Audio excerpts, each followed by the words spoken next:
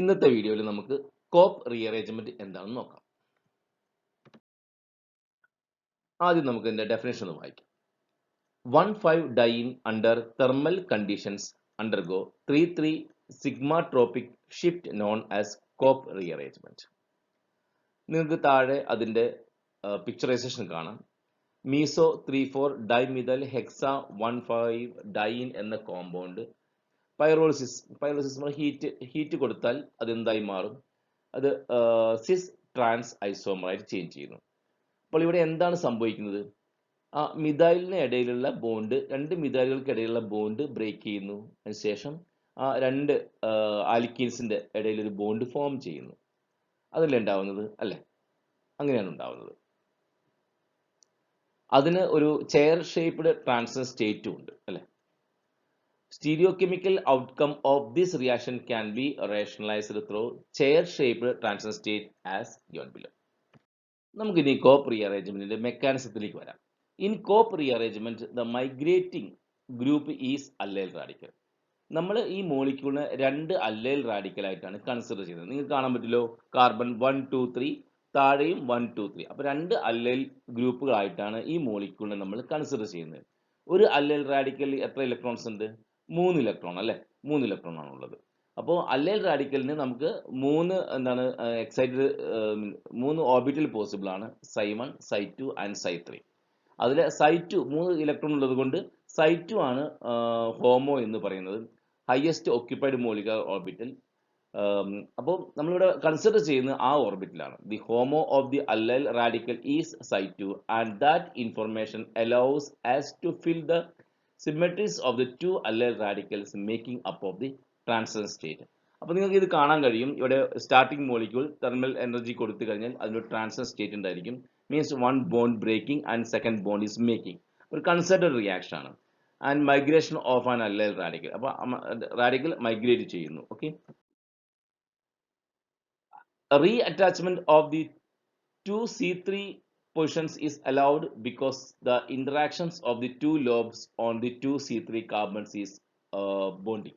അപ്പോൾ നമ്മൾ C1 bond നോക്കിയാൽ നമ്മൾ പറഞ്ഞു അത് ഒരു സിഗ്മ ബോണ്ട് ആണ്. അവിടെ രണ്ട് പോസിറ്റീവ് ലോബുകൾ കമ്പൈൻ ചെയ്താണ്.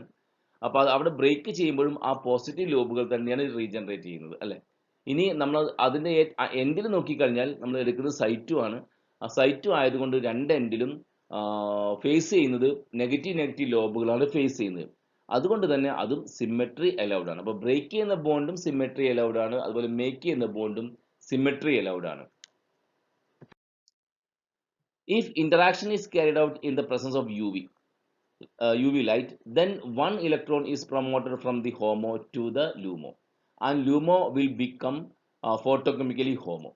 അപ്പോൾ നമ്മളിവിടെ ഈ സപ്പോസ് ഈ റിയാക്ഷൻ ഫോട്ടോകെമിക്കൽ ആണ് നടക്കുന്നത് എന്ന് വിചാരിക്കുകയാണെങ്കിൽ നമുക്ക് എന്തായിരിക്കും അവസ്ഥ? നമ്മൾ ബ്രേക്കിംഗ് ബോണ്ട് സെയിം തന്നെയാണ്, കാരണം അതൊരു പോസിറ്റീവ് ലോബാണ്.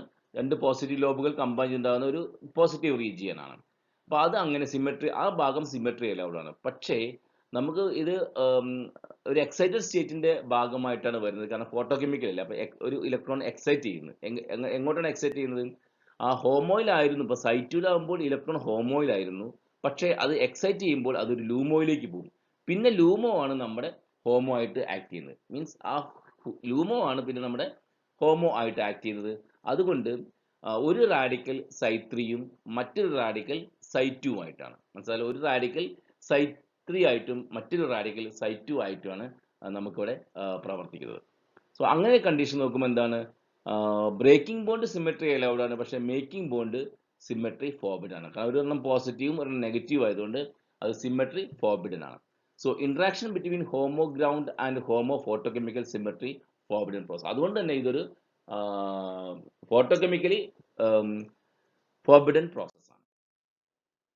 ഇനി നമുക്ക് അതിന്റെ സ്റ്റീരിയോ കെമിസ്ട്രിയിലേക്ക് വരാം. നോക്കൂ, the scope rearrangement usually proceeds through the chair-like transition state. സാധാരണഗതിയിൽ കോപ്പ് റീഅറേഞ്ച്മെന്റ് ഒരു ചെയർ-ലൈക്ക് ട്രാൻസിസ്റ്ററിനെ പോകുന്നത് എന്താണ് കാരണം? Because it minimises the interaction, the steric interaction. അവിടെ സ്റ്റെറിക് ഇന്ററാക്ഷൻ കുറയ്ക്കാൻ വേണ്ടിയാണ് ചെയർ ഫോം അത് സെലക്ട് ചെയ്യുന്നത്. അതിലൂടെ പോകുമ്പോൾ എനർജറ്റിക്കലി ഫേവറബിൾ ആയിട്ടുള്ള റിയാക്ഷൻ അവിടെ വരും.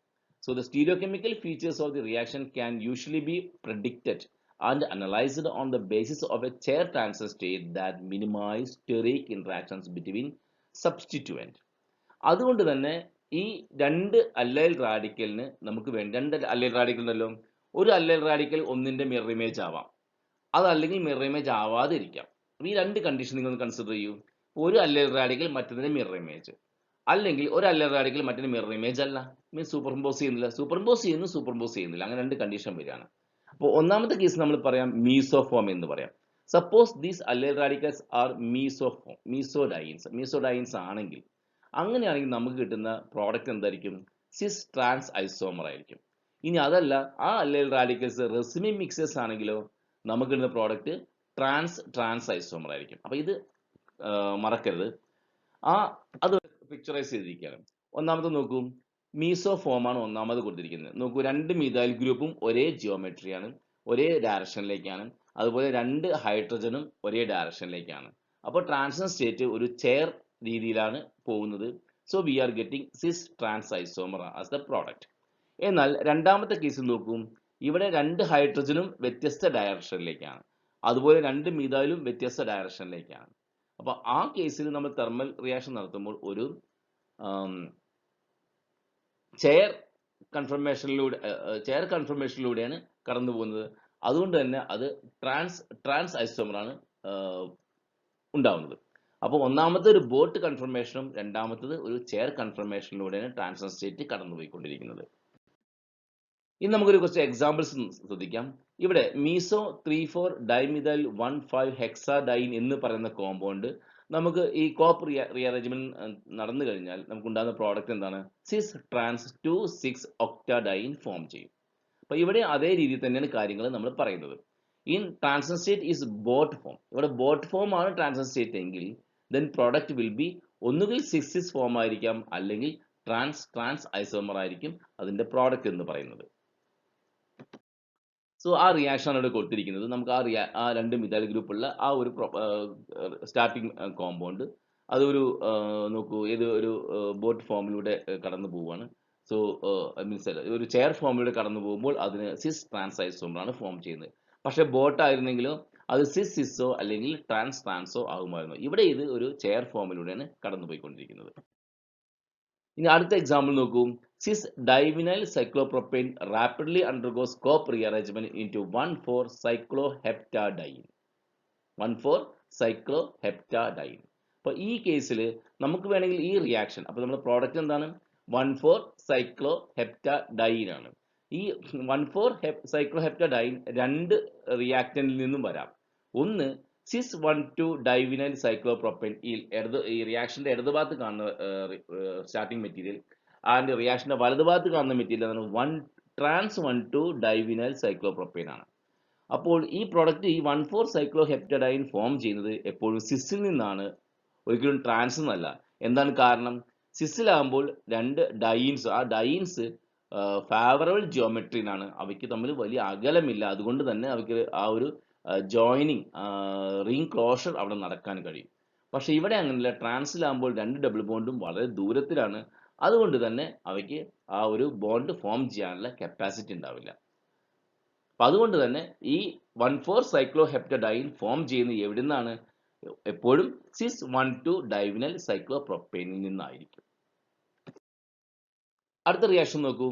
Sigmatropic rearrangement of divinyl cyclopropane can occur more easily if entropy of activation is made more negative by the incorporation of both vinyl group into a ring.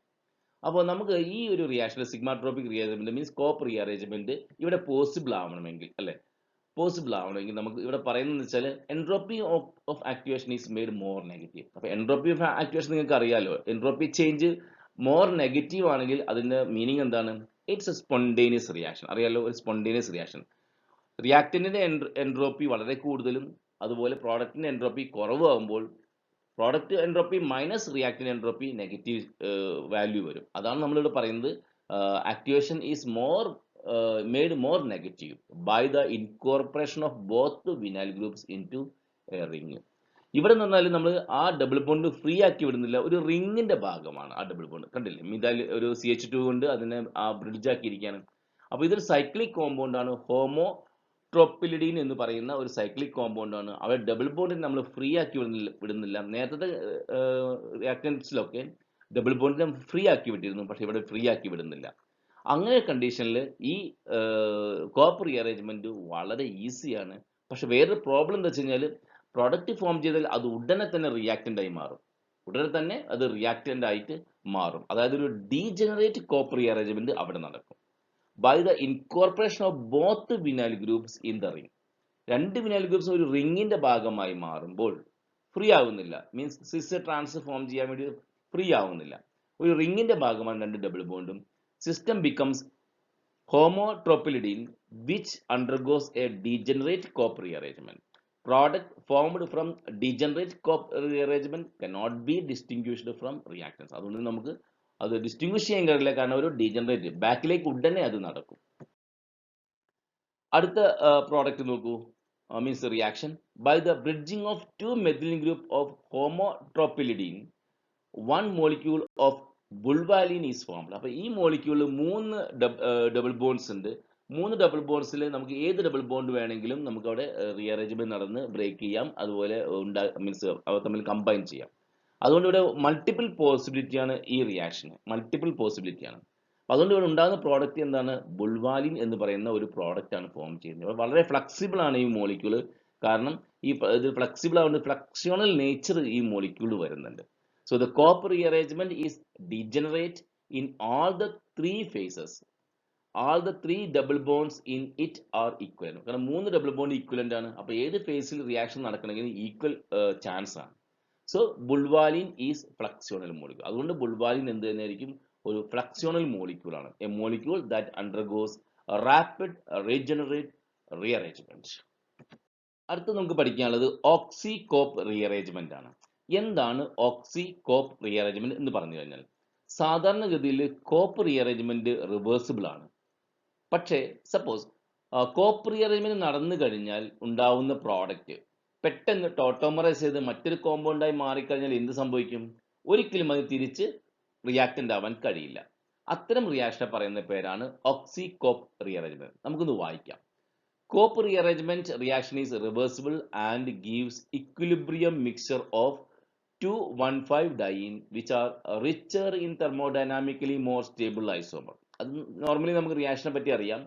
എന്താണ് ഒരു റിയാക്ഷന്റെ product എപ്പോഴും thermodynamically highly stable ആയിട്ടുള്ള ഒരു product ആണ് form ചെയ്യുക.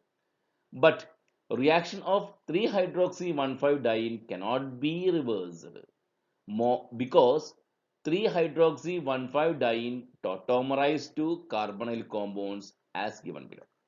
അത്തരം reaction പറയുന്ന പേരാണ് ഓക്സി കോപ്പ് റീഅറേഞ്ച്മെന്റ്. ഈ റിയാക്ഷൻ കണ്ടല്ലോ, ആ ഹൈഡ്രോക്സി കോമ്പൗണ്ട് എന്തായി മാറി? പെട്ടെന്ന് ടോട്ടോമറൈസ് ചെയ്ത് ഒരു കാർബണൈൽ കോമ്പൗണ്ട് ആയിട്ട് ചേഞ്ച് ചെയ്തു. അപ്പോൾ നമുക്ക് താഴെയും അതിന് എക്സാമ്പിൾസ് കാണാം. നമുക്ക് ചെറുതായിട്ട് വായിച്ചു നോക്കാം, ടെക്സ്റ്റ് മാത്രം വായിച്ചു നോക്കാം. This rearrangement provides a useful route for the synthesis of delta and epsilon unsaturated aldehyde and ketones with OH substituent at C3 and C4 of the diene 1,6-dicarbonyl compounds are produced. So നമുക്ക് ഈ compound example compound കണ്ടു കഴിഞ്ഞാൽ മനസ്സിലാക്കാം, ഇത് Cope rearrangement ആണ്, oxy Cope rearrangement ആണ്. So you have to study these examples. Okay, thank U.